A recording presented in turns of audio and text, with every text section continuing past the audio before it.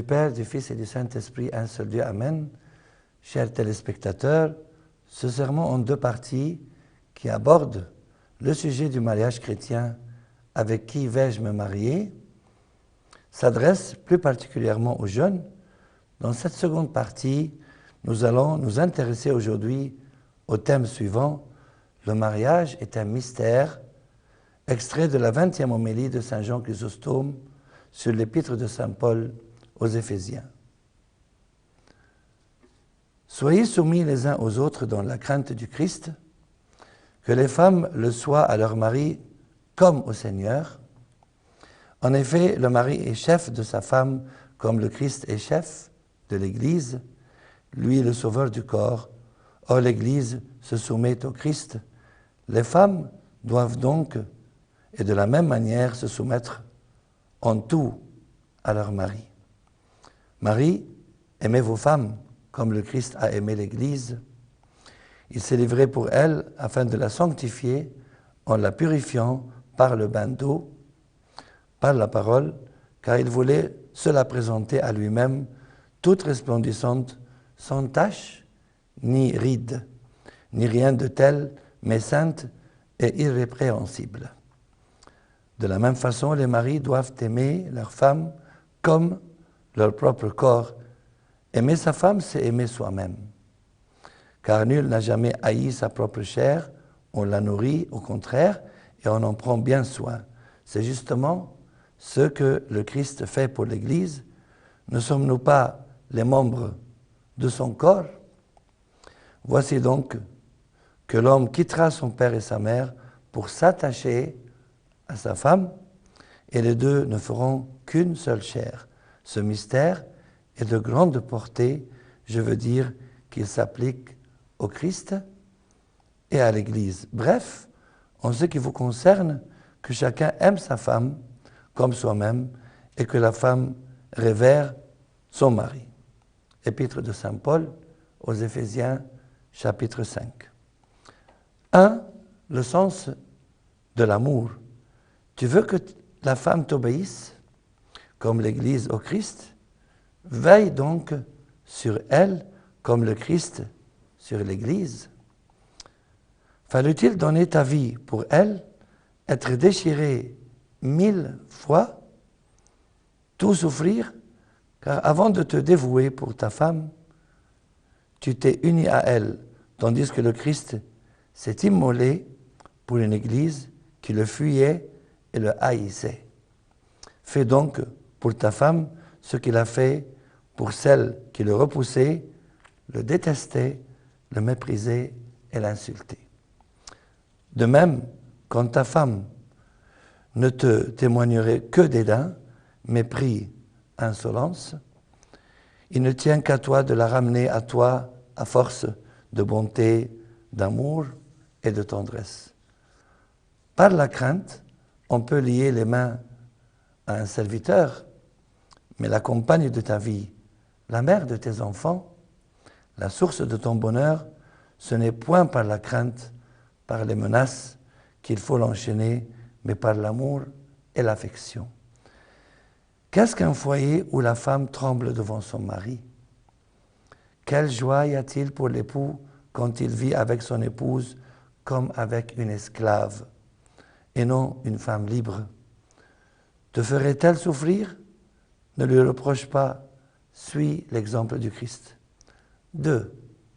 Le Christ aime encore plus. Quelle que soit la femme que vous épousiez, elle ne ressemblera jamais à ce qu'était l'Église quand le Christ l'épousa. Pourtant, le Christ ne prit point en horreur cette effrayante laideur. Voulez-vous savoir jusqu'où allait sa difformité?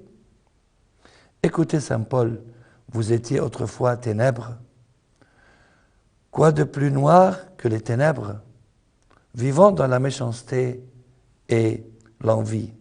Néanmoins, le Christ s'est livré pour cette hideuse épouse, comme si elle avait été la plus belle, la plus chérie, la plus admirable des femmes. Saint Paul s'en étonnait. À peine quelqu'un mourrait-il pour un juste. Et encore, alors que nous étions encore pécheurs, le Christ est mort pour nous. Le mariage accompli, il la part, il la baigne, il ne répugne pas à de pareils soins. 3. Qu'est-ce que la vraie beauté? Afin de la sanctifier en la purifiant par le bain d'eau, par la parole, car il voulait se la présenter à lui-même, toute resplendissante, sans tache ni ride, ni rien de tel, mais sainte et irrépréhensible. Par le baptême, il lave son impureté, il la rend magnifique, n'ayant ni tache ni ride. L'Église doit tout au Seigneur, de lui, elle tire son éclat. Ne vous effarouchez pas de la laideur de votre femme. Écoutez l'Écriture, petite est l'abeille parmi les êtres ailés, et son miel dépasse toutes les douceurs. Votre femme est œuvre de Dieu, la rudoyer, c'est rudoyer son auteur. Recherchez la beauté intérieure, imitez l'époux de l'Église. La beauté physique est une source intarissable d'orgueil et de vanité. Elle nous charme, oui, pour 1 mois ou 2. 1 an tout au plus, après c'est fini. L'habitude calme notre ravissement, tandis que les maux engendrés par la beauté subsistent, l'orgueil, la vanité, l'arrogance. Rien de tel pour les attraits d'une autre nature. L'amour légitime qu'ils inspirent si justement garde sa force, attachée à la beauté de l'âme, non à celle du corps. Si jolie soit la femme de votre rêve, une maladie suffit à détruire ses charmes. Aussi, dans une femme, cherchons la bonté, la modération, la douceur qui composent la beauté véritable. 4. L'argent corrompt, que nul n'attende des trésors de sa femme. Ne songez pas aux richesses en vous mariant. Ceux qui veulent s'enrichir tombent dans la tentation, dans les convoitises insensées et funestes, dans les pièges, la perte et la ruine. Qui, dites-le moi, négligerait l'essentiel pour s'occuper de choses vaines? Hélas, que de fois pourtant nous succombons. Avons-nous un fils? Nous ne nous inquiétons pas d'en faire un honnête homme, mais de lui trouver une riche épouse. 5. Rien ne peut être mieux. Que chacun de vous aime sa femme comme lui-même, mais que la femme révère son mari.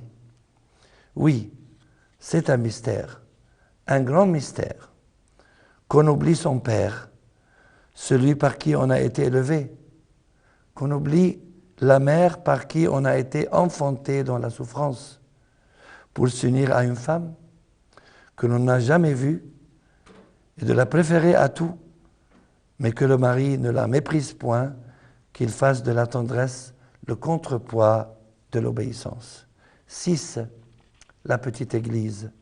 Notons que saint Paul n'a pas dit « et habitera avec elle », mais il a dit « s'attachera à elle », c'est-à-dire qu'il s'agit d'établir une union intime ainsi qu'une vive tendresse entre l'époux et l'épouse.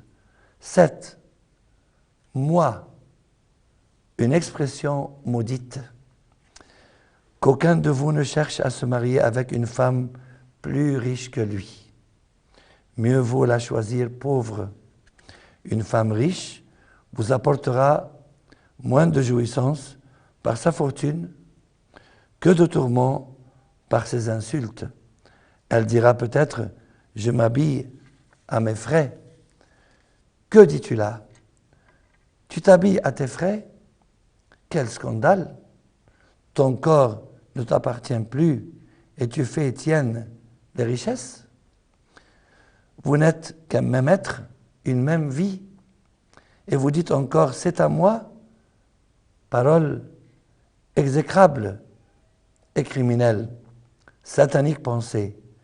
Dieu nous a rendu communes des choses plus nécessaires que les richesses, et celles-ci ne le sont point. Les biens les plus importants nous sont communs. L'argent seul ne le serait pas.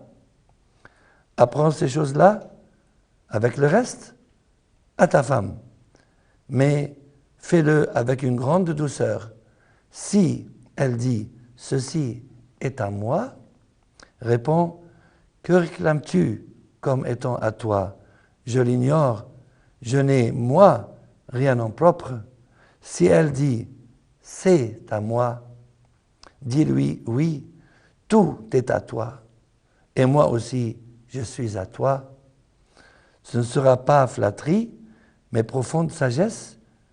C'est le précepte qu'adresse saint Paul en disant « le mari n'est pas maître de son corps, mais sa femme.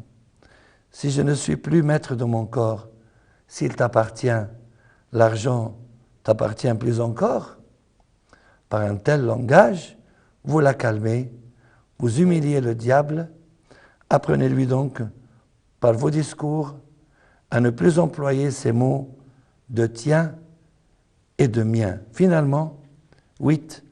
Enseignez l'amour. Jamais ne l'appelez pas par son nom tout court. Usez des mots tendres. Honorez-la et elle ne désirera pas d'autre hommage. Enseignez-lui la crainte de Dieu.